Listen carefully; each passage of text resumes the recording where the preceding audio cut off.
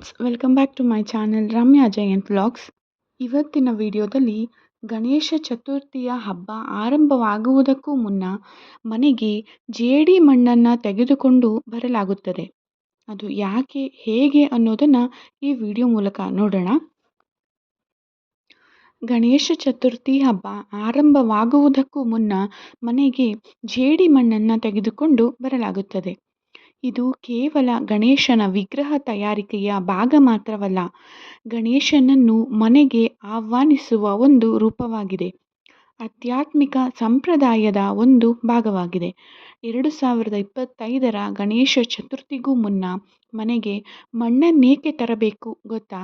ಈ ವರ್ಷವಾದರೂ ಮನೆಗೆ ಮಣ್ಣು ತಂದು ನೋಡಿ.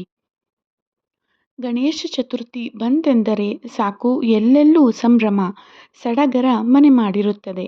ಅತ್ಯಂತ ಅದ್ಧೂರಿಯಾಗಿ ಆಚರಿಸಲಾಗುವ ಹಿಂದೂ ಹಬ್ಬಗಳಲ್ಲಿ ಗಣೇಶ ಚತುರ್ಥಿಯು ತುಂಬಾ ಮುಖ್ಯವಾದ ಹಬ್ಬವಾಗಿದೆ. ಗಣೇಶ ಚತುರ್ಥಿ ಹಬ್ಬದ ದಿನದಂದು ಮನೆಗೆ ಬಣ್ಣ ಬಣ್ಣದ ವರ್ಣರಂಜಿತ ಗಣೇಶ ಮೂರ್ತಿಗಳನ್ನು ತರಲಾಗುತ್ತದೆ. ಈ ಗಣೇಶನ ಮೂರ್ತಿಯನ್ನು ಮನೆಯಲ್ಲಿಟ್ಟು ವೈಭವದಿಂದ ಪೂಜಿಸಲಾಗುತ್ತದೆ. ಗಣೇಶ ಚತುರ್ಥಿಯ ಮತ್ತೊಂದು ವಿಶೇಷವೇನೆಂದರೆ, ಸಾಮಾನ್ಯವಾಗಿ ಎಲ್ಲ ಹಬ್ಬಗಳನ್ನು ನಾವು ಕುಟುಂಬದೊಂದಿಗೆ ಮನೆಯೊಳಗೆ ಆಚರಿಸಿದರೆ, ಗಣೇಶ ಚತುರ್ಥಿಯನ್ನು ಬೀದಿ ಬೀದಿಗಳಲ್ಲೂ ಆಚರಿಸುತ್ತೇವೆ. ಗಣೇಶನ ಭಕ್ತರು ಬೀದಿ ಬೀದಿಗಳಲ್ಲೂ ಪೆಂಡಾಲ್ಗಳನ್ನು ಹಾಕಿ ಗಣೇಶನನ್ನು ಪ್ರತಿಷ್ಠಾಪನೆಯನ್ನು ಮಾಡಿ ಆ ಬೀದಿಯಲ್ಲಿರುವ ಎಲ್ಲ ಮನೆಯವರೊಂದಿಗೂ ಹಬ್ಬವನ್ನು ಆಚರಿಸುತ್ತಾರೆ. ಮಣ್ಣಿನಿಂದ ತಯಾರಿಸಿದ ಗಣೇಶನನ್ನು ಮನೆಯಲ್ಲಿಟ್ಟು ಪೂಜೆಯನ್ನು ಮಾಡಬೇಕು ಎನ್ನುವ ನಂಬಿಕೆಯಿದೆ. ಗಣೇಶ ಚತುರ್ಥಿ ಹಬ್ಬದ ದಿನದಂದು ಮನೆಯಲ್ಲಿ ಗಣೇಶನನ್ನು ಕೂರಿಸುವುದರಿಂದ ಭಕ್ತರ ಸಕಲ ಸಂಕಷ್ಟಗಳು ಪರಿಹಾರವಾಗುವುದು ಎನ್ನುವ ನಂಬಿಕೆಯಿದೆ. ಮನೆಗೆ ಜೇಡಿ ಮಣ್ಣಿನ ಗಣೇಶನನ್ನು ತಂದು ಕೂರಿಸುವ ಸಂಪ್ರದಾಯವಿದೆ. ಅದಕ್ಕೂ ಮೊದಲು ಮನೆಗೆ ಗಣೇಶನನ್ನು ತಯಾರಿಸಲು ಜೇಡಿ ಮಣ್ಣನ್ನು ತಂದು ಇಡಲಾಗುತ್ತದೆ. ಈ ಮಣ್ಣನ್ನು ಕೇವಲ ಗಣೇಶನ ವಿಗ್ರಹವನ್ನು ತಯಾರಿಸುವುದಕ್ಕೆ ಮಾತ್ರವಲ್ಲ, ಇದು ಗಣಪತಿಯ ಆಧ್ಯಾತ್ಮಿಕ ಶಕ್ತಿಯನ್ನು ಆಹ್ವಾನಿಸುವ ವಿಧಾನವೂ ಆಗಿದೆ. ಇದು ನಮ್ಮ ಸಂಪ್ರದಾಯದ ಒಂದು ಭಾಗವೂ ಆಗಿದೆ. ಹಾಗಾದರೆ ಗಣಪತಿಗೂ ಜೇಡಿ ಮಣ್ಣಿಗೂ ಇರುವ ಸಂಬಂಧವೇನು ನೋಡೋಣ. ಗಣೇಶನನ್ನು ಮಣ್ಣಿನಿಂದ ತಯಾರಿಸುವುದಕ್ಕೆ ಸಂಬಂಧಿಸಿದಂತೆ ಒಂದು ದಂತಕಥೆಯೂ ಇದೆ. ಈ ಕಥೆಯು ಗಣೇಶ ಮತ್ತು ಪಾರ್ವತಿ ದೇವಿಯ ನಡುವಿನ ಸಂಬಂಧದ ಬಗ್ಗೆ ವಿವರಿಸುತ್ತದೆ. ಒಮ್ಮೆ ಪಾರ್ವತಿ ದೇವಿಯು ಗಂಗಾ ಸ್ನಾನವನ್ನು ಮಾಡುವ ಮೊದಲು ತನ್ನ ಮೈಯಲ್ಲಿರುವ ಮಣ್ಣಿನಿಂದ ಒಂದು ವಿಗ್ರಹವನ್ನು ತಯಾರಿಸಿ ಅದಕ್ಕೆ ಜೀವವನ್ನು ನೀಡುತ್ತಾಳೆ. ಜೀವ ಪಡೆದ ಆ ಮಣ್ಣಿನ ವಿಗ್ರಹವೇ ಗಣೇಶನಾಗಿದ್ದನು. ಈ ಕಾರಣಕ್ಕಾಗಿ ಗಣೇಶನನ್ನು ಮೃಣ್ಮಯ, ಅಂದರೆ ಮಣ್ಣಿನಿಂದ ಜನಿಸಿದವನು ಎಂದು ಕರೆಯಲಾಗುತ್ತದೆ. ಹಾಗಾಗಿ ಪೂಜೆಯಲ್ಲಿ ಶುದ್ಧತೆ ಮತ್ತು ದೈವಿಕ ಶಕ್ತಿಯನ್ನು ಆಹ್ವಾನಿಸುವುದಕ್ಕಾಗಿ ಗಣಪತಿಯನ್ನು ಮಣ್ಣಿನಿಂದ ತಯಾರಿಸಲಾಗುತ್ತದೆ. ಗಣೇಶನನ್ನು ತಯಾರಿಸಲು ಯಾವ ದಿನ ಮಣ್ಣನ್ನು ತರುವುದು ಶುಭ?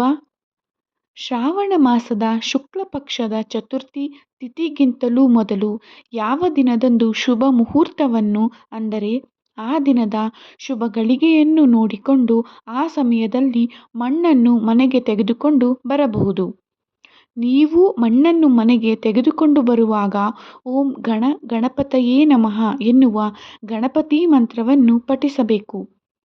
ಈ ವಿಧಾನದ ಮೂಲಕ ಮಣ್ಣನ್ನು ಮನೆಗೆ ತರುವುದರಿಂದ ಆ ಮಣ್ಣಿನಲ್ಲಿ ಗಣೇಶನ ಶಕ್ತಿಯು ಅಡಕೆಯಾಗಿರುತ್ತದೆ.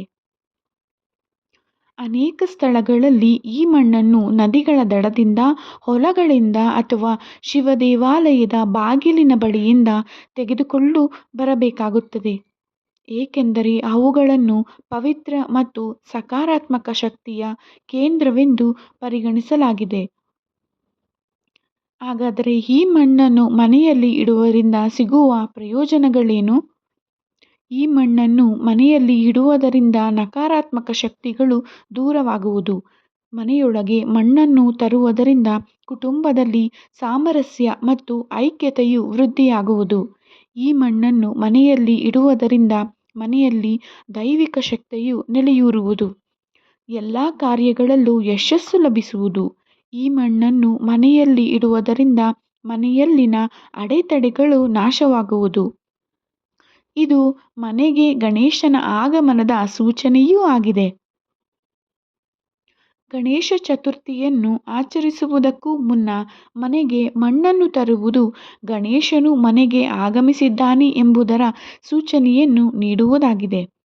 ಇದು ಗಣೇಶ ಚತುರ್ಥಿ ಹಬ್ಬದ ತಯಾರಿಕೆಯನ್ನು ನಡೆಸುತ್ತಿರುವುದರ ಸಂಕೇತ ಮಾತ್ರವಲ್ಲದೆ, ನಮ್ಮೊಳಗಿನ ನಕಾರಾತ್ಮಕತೆಯನ್ನು ಮಣ್ಣಿನೊಂದಿಗೆ ಬೆರೆಸುವ ಮೂಲಕ ಹೊಸ ದಿನಗಳ ಆರಂಭದ ಸೂಚನೆಯೂ ಆಗಿರುತ್ತದೆ.